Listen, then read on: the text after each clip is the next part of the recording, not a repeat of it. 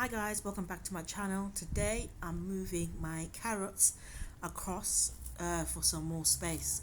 So basically I planted these from seed. So they've done quite well. I've had them planted from seed since I'd probably put it about 6 weeks ago.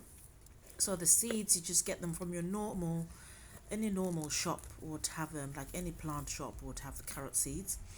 So what I'm doing now, as you can see, really tiny carrots on at the moment. I'm just going to move them across, give them a bit more room to breathe, and hopefully in the next couple of weeks I should have a lot larger carrots ready to eat with my dinner.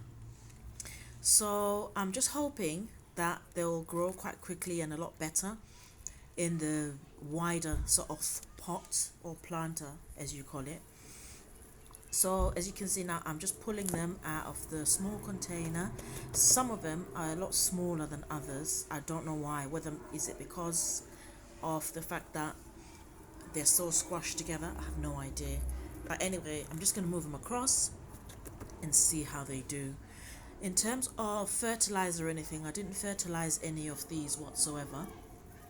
So they're just grown basically from me just putting compost and just watering it pretty much regularly.